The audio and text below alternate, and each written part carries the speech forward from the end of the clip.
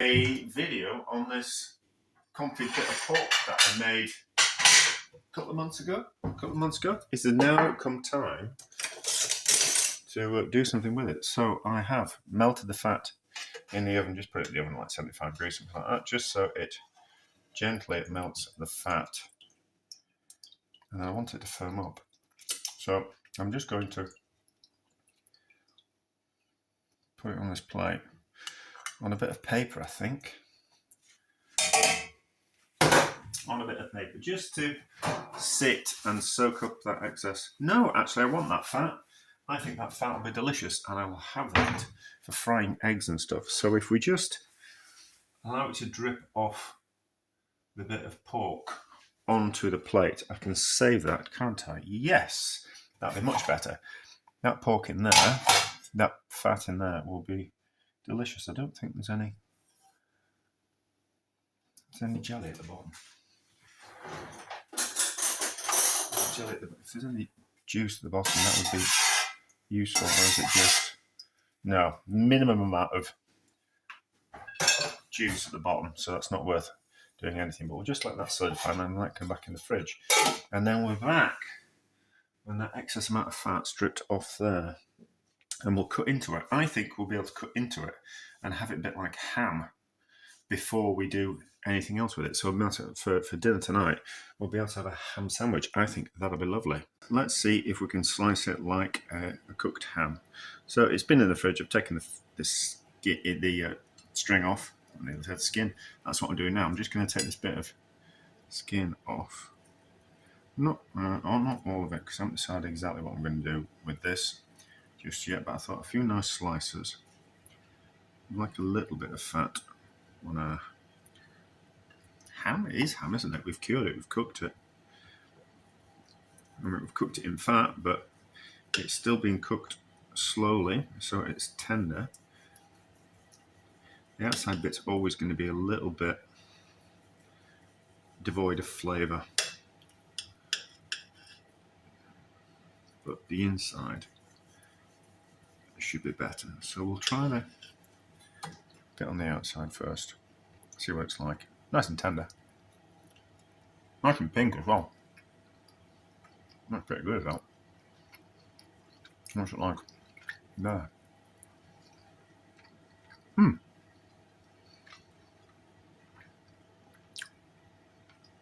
That's delicious, is that?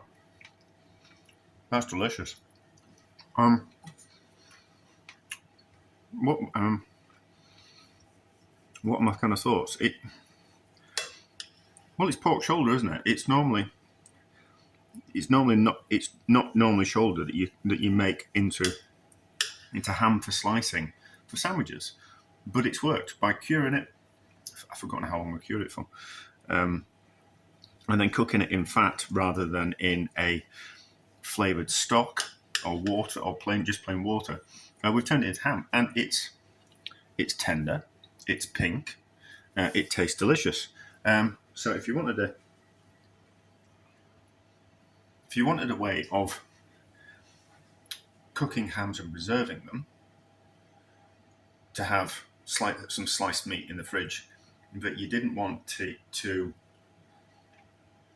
do batches of it, or you got some cheap pork, or you've got a bulk amount of pork, and you wanted to preserve it in a way without freezing it, and a different way of kind of cooking it. Like, it would be difficult to preserve a cooked ham once you've cooked it.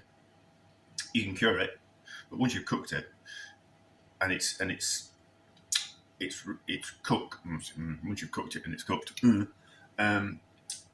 it starts deteriorating, and it needs to be refrigerated, or it needs to be frozen. But by cooking it in lard, you extend the preservation process, so it lasts longer. So this could happily sit in the fridge in some lard for 6 months, and when you needed another bit of ham, you could simply take one out. It would need to be in individual containers, so you have to get that to kind of think around.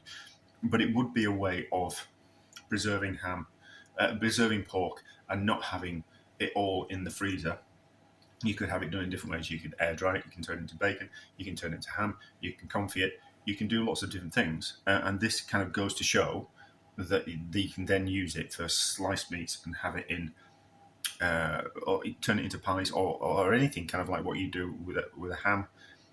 Make a salad out of it, just have it, a bit of cold meat in the fridge when you want a slice of it. But anyway, that's success. And then we're going to, well, this is part of the video of success. The next bit is what I'm actually going to do with it afterwards. But I'm going to thoroughly enjoy having a ham sandwich for my dinner. Let's cut the rest of this skin off this bit of pork. I'm going to crisp the skin up. I don't particularly want to eat it. I just want it off. And then we're going to roast this bit of pork in the oven to crisp up that fat. We'll throw in the skin at the same time, and that'll crisp the skin up. I just don't necessarily want the skin on top of the pork. And then we're going to do a bit of a cassoulet type of thing, like a chickpea stew. So I'm just softening some onions at the back of the stove and a bit of lard, and then we've got some chickpeas and we've got some carrots. So this can be actually part of the 10 simple ingredients. And then I made a salami. So that's going to go in as well. Carrots, just simply cut them. So keep them chunky, like that. So that's about right. We'll get 4 out of that. So when the onions are cooked or softened slightly, we'll add those to the chickpeas and the carrots. And then I've got this pot, which I've been meaning to use for a while. So we'll transfer everything into the pot. Sausage as well. It can just, yeah, that'll fit like that. That'll be fine. Transfer everything into the pot, and then have that slowly cooking in the oven. Have all this slowly cooking in the oven for a couple of hours, just so everything gets nice and tender and soft, and flavours combine. Do we need a little bit of salt in this? Actually, let's use this spoon, because that's what I use for the lard for the onions. It'll just clean it off. It's just the chickpea cooking liquid. It's got a nice flavour to it, is that? I think we might just have enough flavour. We might just add some salt, but we might just have enough flavour in the salami and the onions and the chickpea water and the carrots to make the bit of stock. Ideally, you want to put in some chicken stock, but I don't want to put any chicken stock in. I might put a chicken stock cube in for flavour. We'll certainly put in some pepper. So soften those, combine with that, then into there, leaving enough room to put in the bit of pork when it's crispy, and then we'll put some breadcrumbs on top. I must remember that I've got some breadcrumbs. Yeah, some breadcrumbs that have been fried in oil, just there, and we'll put those on top, and we'll kind of, once we've crisped up the pork, we'll have a look at that, and then we'll put it into the cassoulet, which is what, when I worked in France, that's what the chef did. So his was I think that when you say cassoulet, lots of different kind of versions of the same thing. So he did confit duck legs, crisp them up in the oven, and then put the confit duck leg into the stew, and then chop with breadcrumbs, and then underneath the grill to kind of crisp it up at the very end. Obviously, he did it that way because that's how the best way to do it in the restaurant, kind of to order. Whereas normally you kind of cook a cassoulet, more of a family meal type of thing, not but an individual portion. Something slightly different. But anyway, so yes, I think that's it, isn't it? Yeah, just making sure there's enough room for this once it's crisped up to kind of go in. So don't fill it over full. But if I do fill it over full, we'll just take some of that out. And I suppose I could cook it in that pan, but I want to make some soup in that pan. And I quite like to do it in that pot, because then get it kind of quite nice, won't it? Yes. Probably should have left the skin on, because that's crisped up nice, where that's a little bit flabby. But not to worry, not to worry. We live and learn, don't we? So that's already hot, and it tastes nice. So we'll just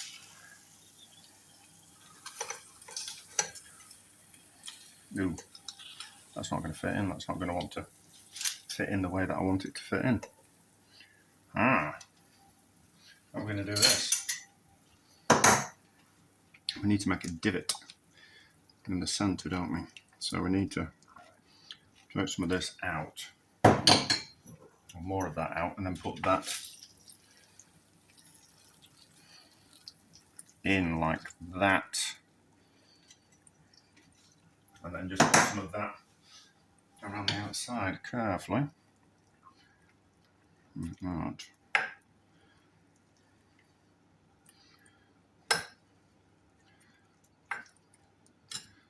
Like that, and then push it down. And the breadcrumbs on top. It should be thicker underneath, but it's not really cassoulet, is it? Cassoulet. So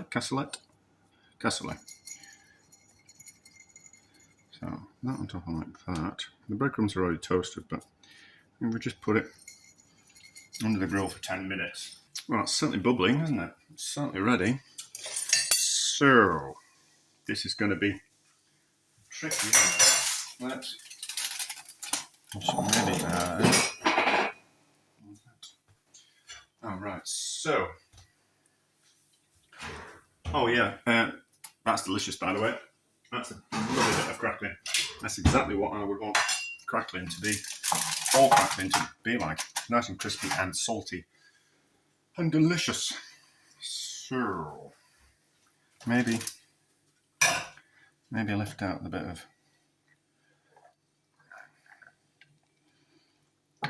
Maybe lift out the bit of pork onto there, and then we can do a little bit of a dissect type of thing, and then we want some. Oh, there we go. That'll be fine. That'll be fine. We'll have that in the bottom, and we'll have some of those like that. And then where's the sausage? Well, it's cured sausage, isn't it? Let's get the scissors on that and see what that tastes like.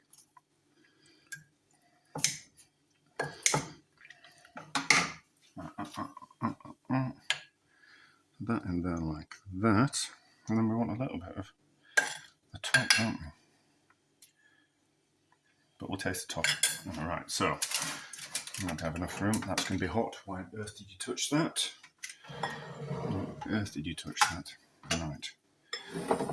So, just don't want to eat the skin. Certainly not when it's been poached in the oven. So it should release lots of flavour into the chickpeas and the carrots. But how does it taste? If I had a fork. The only thing that really matters is how things taste, not how they look. The only thing is how it tastes. So that pork's lovely and tender. And it stayed pink as well, which is nice to see. So you see, it's nice and pink. It's nice and tender. It's nice and hot.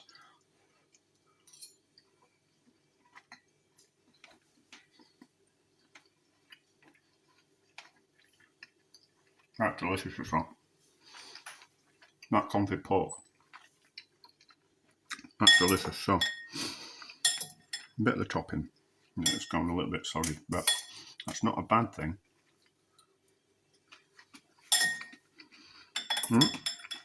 Chickpeas.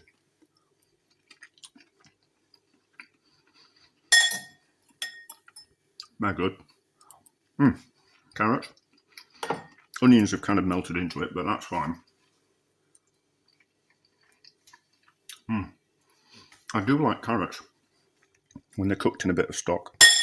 So, cured sausage. So a little bit like a morto sausage. So, but how's it taste?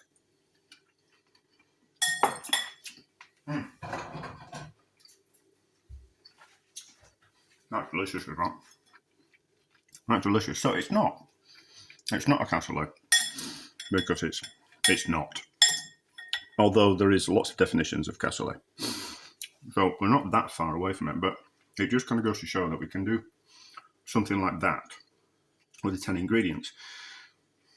Bit of a faff making confit pork, but delicious and an interesting way of preserving it and making it more shelf stable for, well, fridge shelf stable for a longer period of time, and still kind of like have some like ham to slice to have in sandwiches or cold cuts, that type of thing. And then obviously the same with the sausage, that adds the kind of flavour. So a bit of a faff. How would I do it? Obviously I've faffed around with this, and I've made the cured sausage and I've made the confit pork, but doing the same with a ham, like a ham joint that you would poach and roast, would get the same result. So what I would recommend to do is that soak the ham overnight to remove excess amounts of salt.